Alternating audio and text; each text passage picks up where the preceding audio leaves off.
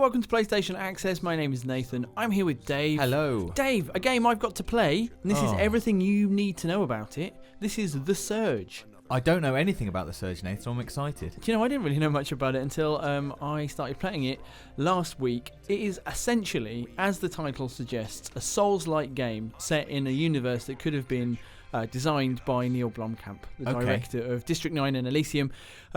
Look, Creo. Creo is the name of a terrifying near-future organisation. Shades of kind of Silicon Valley-like design and aesthetic to it. And basically, we're heading there on our first day of the job, and we're going to sign up and become part of humanity's future. I'm just giving us a bit of a grounding in the story here. Okay. So this is and I like to think, this takes place within the tradition of games where you get on a train and go somewhere at the beginning. There's quite a few. Half-Life 2 is probably the most famous. Classic. Yeah, exactly. And Half-Life 1. Sorry, I meant Half-Life 1 actually, yeah. And then essentially when you're there, you get augmented.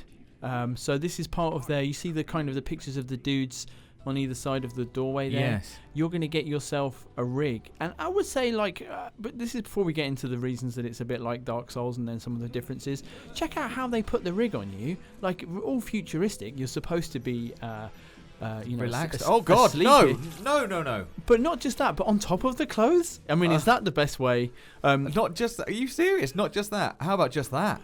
But then it all goes wrong. How's he going to take that jacket off, man? It all goes wrong anyway. In between you getting your cool, future rig and you being put to work. Yes. Bad things happen. And you get to choose, basically, there's two kind of classes, I think, bodies.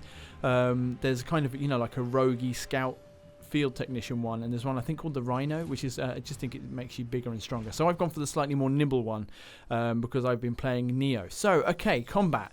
It is a Souls-like game. So all the options that you think are going to be available, there's the block on the shoulder button. You can dodge with circle, and you can kind of jump backwards and dodge to the side as well. Similar kind of difficulty arc. If you're not paying attention, you're going to get beaten up. But there are also differences, as I showed you the other day, on these kind of other men who seem to have gone a bit wrong, who've also had similar treatments to you. You can aim, this is just me just giving a bit of whack from behind, but using the right stick, instead of switching from, you lock on in the same way as in the Souls games, but then you switch to individual parts of their body. Which is just one of the kind of the nice variations that the Surge does. And it's meaningful, not only because you get cool finishing moves, but also the body part that you focus on, you have, if you've weakened it, you have a better chance of picking that part up as scrap, which can improve your own equipment. I've just put this battle in because it's I'm mostly fighting other men of around the same size as me, or drones, and this is just a bit of a variation. This was like fighting a crane. Big old crane. Yeah, I mean it is, but think robots. You're basically thinking Believe me, I am. Biomechs and robots. And this is so I've leveled up a little bit here, so you can see my gear is better. I've got like my electric weapon is on the go, and this is, I just want to show people that there is a kind of a backstab. You kick people in the knees, and then they're completely open to your next attack. And this is my finishing move while targeted his head. Blimey. His head has popped off, and if you saw there, I can pick up his gear. One other thing, the death situation is very similar. This is very early on. This is before I had any equipment whatsoever, really. You need to go in similar way to you recovering your souls that you've dropped, that you can see up there on the right hand side. Lost tech scrap. And I've got a certain amount of time to go and recover that before it's gone forever, which does give it. I mean, you can't, if you say you're at a boss, you can't just kind of wander around aimlessly leveling up. And speaking of leveling up, this is the bonfire equivalent. This is a med bay. And this is me. You get scrap for everything that you kill. And you just saw me there. I'm going to go back to that screen in a second. Committing my scrap, committing the kind of the Souls-like currency to leveling the power of my suit. And you increase your core power. That's like your level. And then on the bottom left there, you can see 17 out of 22. And now it's 24 out of 25. And what that is my total power level. That's my actual kind of level. And then how much of it I've used. Because your level becomes how much power you can actually use. It's got this really nice, you know what I mean? It's kind of a bit like the equipment value of Dark Souls combined with the level aspect. And then this is just kind of a look at my total overall spec so that people can get an idea over some of the things that they're, the key stats. And there's also crafting. At the moment, what I'm after here is I've got everything apart from a body rig, and I need it because it's got lights on it, and I want to go into a dark area. That's cool. So I've gone for a little bit of a run around. I'm a bit better at fighting at this point as well. And I aim specifically, I need the scrap from that man's body.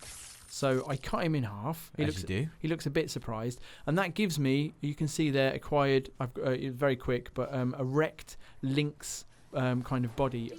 And it gave me the spare parts that I needed to be able to go back to the gear assembly. You both craft and upgrade things in this slot. So that's me now. My rig armature Mark 1 material is ready, and now you can see me putting it on. I go into a different room to put it on for some reason. There I am. I like the way you look. I really like this setting. I like I love sci-fi anyway, but this is just really cool, and I think it works really well with like a Dark Soulsy kind of situation. It makes it really new, and it does. I mean, it has got the vibe, a familiar kind of sci-fi trope of this kind of utopian company has got this idea and it's all gone wrong, and you're sort of figuring out why. And I think as soon as you start burrowing into people's brains, there's loads of scope for stuff to go wrong. Yeah, and that's basically what's happened. The other thing that you have on the rig are implants, which are little boosts to your. You can just see them underneath my kind of status bars there. At the moment, I've got like health injectors, a bit like Estus flasks. You can cycle through them with the left and right buttons. Some of them are kind of hot swappable, so you can just pull them in and out without being at medbay. And some of them you have to use at medbay. The only time I really kind of jiggled around with them a lot was when I was fighting a boss, which we'll see a bit later. And I basically wanted as much health as possible because I was really struggling not getting hit. So they kind of you can affect your build, the build of your man on the fly. Here I am a bit later. I've got some more stuff, and this is a drone. So I was thinking about how are they going to replicate the idea of ranged attacks. And in the second kind of area, you get this drone. You just press triangle. You can see the cooldown there. It's next to my other consumable like implant effects. I can just press triangle. It shoots him. You can see the cooldown. The cooldown isn't actually particularly like onerous. It doesn't take very long. So I can back off. You can also see it's not doing a ton of damage. You can upgrade it, and you also saw probably at the beginning of this encounter, my first hit, which hit this guy in the back, did much more damage. So it's kind of good for surprise attacks, pulling enemies. There's a couple of other enemies down in that space that I didn't really want to engage with at this time. So yeah, useful, and that's how the game kind of deals with ranged attacks. This is the second area. This is much tougher. That man's got a big weapon. This is one of the. I was going to say, I don't know what it is. It's like a big. It's big. It's like a big hammer. Big fiery electric hammer. And then talking of bosses, kind of wanted to round the video off really by just showing you the last boss of this area. Like Dark Souls, you get the kind of the veiled gate comes down. You can't go back out again unless you win or die. And instead of like a big, do you know what it reminds me of, man? Is like Dark Souls is famously, the look of it is based quite a lot on the illustrations that you found in fighting fantasy novels. Yeah.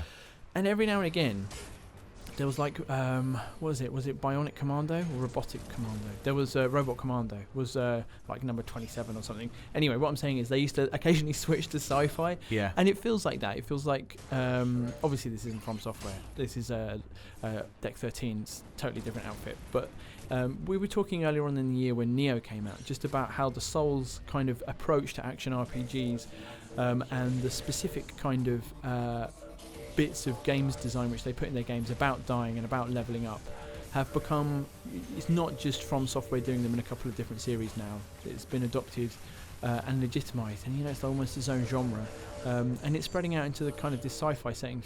To me is just like another sign of that, really. Definitely. And I'm not sad about it. I really like these games. No, I think it really works really well. I think it almost better than like bonfires and things. They're quite sort of like a metaphor and stuff. Definitely. Whereas in this setting, everything's actually really well tied into the world, and I just like a suit, like upgrading a suit and a weapon and power and stuff is just so sort of tangible. I don't know, it just really works for me. And it does kind of have some of the same sort of philosophical reach as the Souls games, because as you level yourself up, you're literally becoming less of a man, and that's kind of I think where the story is going. See you later, PAX. I mean, you like huge Robocop vibes, obviously, as well, which Blomkamp's been inspired by too. So I'm excited, man. I've played, I reckon, about 8 hours so far, and I have, we have a lot on, and sometimes you dip into a game and you never really get a chance to follow it up, but it's right there on my desk. Absolutely. So I think I'm going to probably play more. Look, if you've got any questions about the Surge, then do give us a shout. We'll put all the kind of details about the release and everything in the description. Like this video if you enjoyed it, and do subscribe to PlayStation Access. We've got loads more coming up.